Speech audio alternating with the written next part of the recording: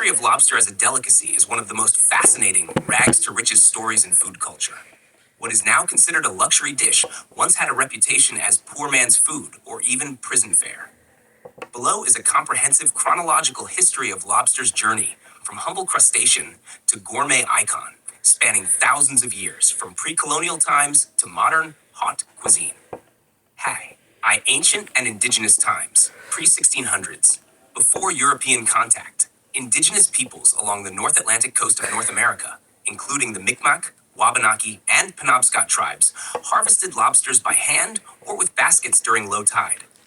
Lobsters were abundant and easy to catch, washing ashore in large numbers after storms. They were not considered a delicacy, but rather a practical source of protein, used for food, fish bait, and even fertilizer for crops. Cultural use. Lobster shells were sometimes used in tools or decorations. Cooking methods were simple, roasted over fire, boiled in seawater, or baked in sand pits. 2. Colonial and early American period, 1600s to 1700s. Lobsters as low-class food. Early European settlers arriving in New England found lobsters so plentiful that piles of them would wash ashore feet high. They were viewed as a trash food, similar to insects of the sea.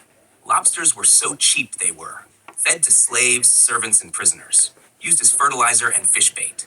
Massachusetts colonial laws even recorded servants protesting being fed lobster more than twice a week. Early processing.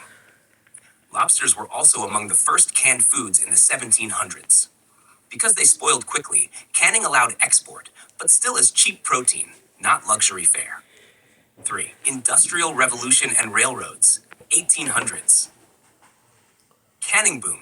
In the early 1800s, lobster began to be canned and shipped inland. Lobster meat in tins was affordable and became a popular low-cost food for the working class and soldiers. The first commercial lobster cannery opened in Eastport, Maine, 1840s. The turning point. The railroad era. With the expansion of railroads, lobster was introduced to inland Americans who had never seen it fresh. Luxury railway dining cars began serving lobster as a novelty seafood. Diners in Chicago, St. Louis, and other cities saw lobster as exotic coastal cuisine, and prices began to rise. From abundance to scarcity, overfishing and industrial harvesting caused lobster populations to decline by late 1800s, especially in nearshore areas. Scarcity increased value and exclusivity, further elevating lobster's reputation. V. Gilded Age and early 20th century, 1880 to 1930. Lobster enters fine dining.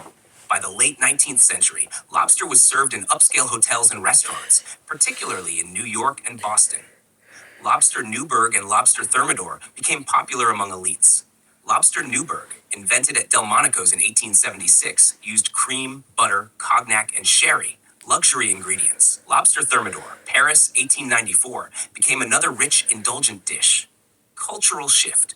No longer prison food, lobster became a symbol of refinement and indulgence. Magazines and menus portrayed it as a coastal luxury, not a necessity. V. Mid-20th century, 1930 to 1970. Great Depression and World War II. Lobster temporarily returned to common tables, as it was not rationed like beef or chicken. Canned and frozen lobster helped sustain the fishing industry during wartime. Post-war prosperity. After World War II, the rise of middle-class dining and coastal tourism made lobster a celebratory meal.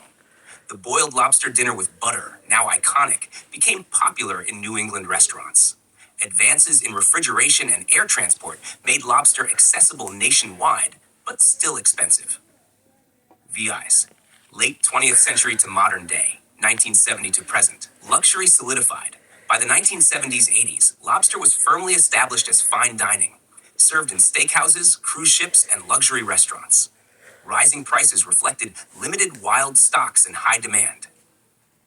Global expansion. Lobster became an international delicacy, especially in Europe and East Asia. China, Japan, and South Korea developed large appetites for Maine and Canadian lobster, driving global export markets. Sustainability and aquaculture.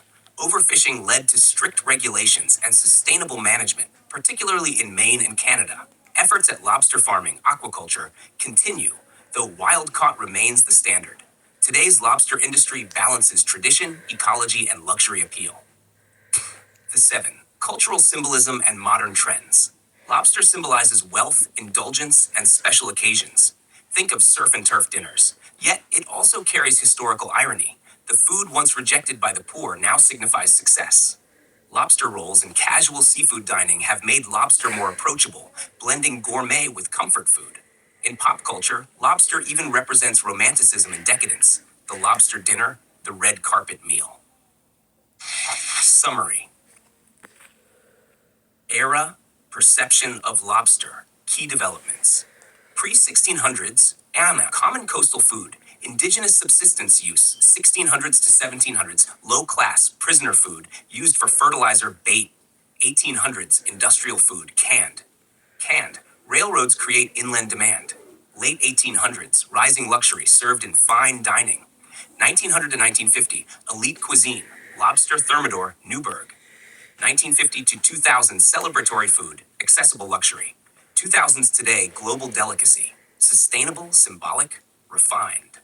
In summary, lobster's story mirrors the evolution of American and global food culture, from survival sustenance to symbol of sophistication.